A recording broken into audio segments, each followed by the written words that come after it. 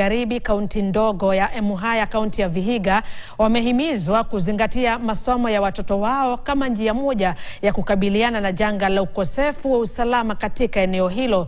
Haya yalisemwa katika mazishi ya mchungaji wa kanisa la PAG Mildred Opisa Naftali, ambayo yalifanyika katika uwanja wa shule ya msingi ya Ebucheli PAG, ambapo viongozi walisema kuwa hatua ya wanafunzi wengi kusitisha masomo yao imechangia katika ongezeko la visa vya uhalifu.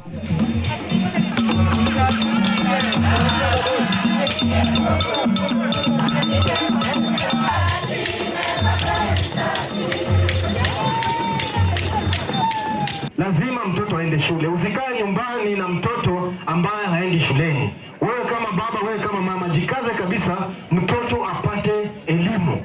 Kwa sababu mtoto ambaye amepata elimu hata kuja kuwa mhalifu hapa. Wale ambao hawajasoma mara nyingi tutapata wamekuja kuwa wahalifu. Tupeleke watoto shule, wapate mwangaza, wapate vile wanaweza tembea kule nje, wakaweza kuwa wa msaada kwa hii community yetu.